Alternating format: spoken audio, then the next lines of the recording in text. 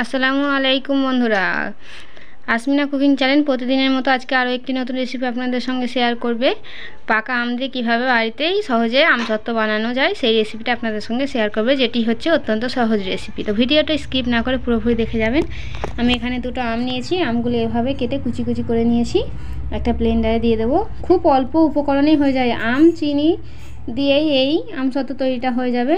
তো আমি চিনি দিয়ে ব্লেন্ডারে একেবারে মিহি করে নিয়েছি, দেখতেই পাচ্ছেন। একটা ছাঁকুনি দিয়ে ছেঁকে নেব। অবশিষ্ট আমের যে মেথিগুলো থাকবে সেগুলো আমি ফেলে দেব দানা দানা মতো। তো এইখানে আমার দেখতেই পাচ্ছেন কতটুকু আমের জুস হয়েছে। এবারে আমি এটি একটি কড়াই দিয়ে অনবরত নাড়তে থাকবো যতক্ষণ না এর ঘনত্বটা চ্যাটচেটে ভাব চলে আসে। তো দেখুন বন্ধুরা, একটা হাতা নিয়েছি, নিয়ে এইভাবে ঠিক অনবরত নাড়তে থাকবো। আপনাদের দেখাবো কোন পর্যায়ে আসলে আমসত্ত্বটা তৈরি হয়ে যায়। তো দেখুন বন্ধুরা, কতটা কমে গিয়েছে। একটা ছোট কড়ার এক কড়াই হয়েছিল, সে থেকে কতটা কমে গিয়েছে দেখতেই পাচ্ছেন। তো ওই রকমভাবে কমে গেলেই বুঝবেন আপনাদের আমসত্ত্বর রেসিপিটা হয়ে গিয়েছে।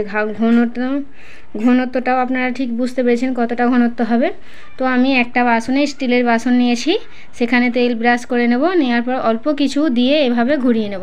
আমার এখানে 3টি বাসনে আমসত্ত্ব ঢালা হয়েছে। এবারে একে একদিন রোদে শুকালেই তৈরি হয়ে যাবে আমসত্ত্ব। তো দেখুন বন্ধুরা, শুকানোর পর কত সুন্দরভাবে বাসনের সঙ্গে সেট হয়ে গিয়েছে, একদম পাতলা আমসত্ত্ব হয়েছে। আমি একটা চাকুর সাহায্যে এভাবে কেটে নেব। আপনারা চাইলে চৌকো চৌকো পিস করে নিতে পারেন এবং রোল করে মুড়েও নিতে পারেন। আমি এখানে রোল করে তুলে দেখিয়ে দেবো। তো দেখুন বন্ধুরা, কত সহজেই উঠে আসছে। ধীরে ধীরে আপনারা এই কাজটি করবেন, তাড়াহুড়ো করবেন না, কেন তাড়াহুড়োর বদলে ছিঁড়ে যেতে পারে। তো দেখুন বন্ধুরা, আমি একটা একটা করে রোল পাট করে তুলে নেব। খুব কতটা পাতলা হচ্ছে আপনারা ঠিক দেখেই বুঝতে পারছেন। তো এইভাবে বাড়িতে আম দিয়ে আমসত্ত্ব রেসিপিটা তৈরি করে দেখবেন, খুব ভালো লাগবে। এবং বাড়িতে কোনো কেমিক্যাল ছাড়াই এই আমসত্ত্বটা বাচ্চা থেকে বড় যে কেউ খেতে পারবে, অত্যন্ত টেস্টি হয়। তো বন্ধুরা, এইভাবে আমি সব কটি তুলে নিয়েছি, দেখতেই পাচ্ছেন। আমি এখানে কোনো রকম ফুড কালার ব্যবহার করিনি।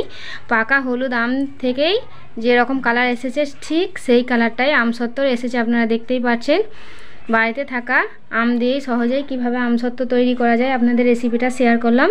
যদি ভালো লাগে লাইক, কমেন্ট, শেয়ার এবং অবশ্যই করে সাবস্ক্রাইব করে আমার চ্যানেলটির পাশে থাকবেন। তো ধন্যবাদ বন্ধুরা ভিডিওটি দেখার জন্য।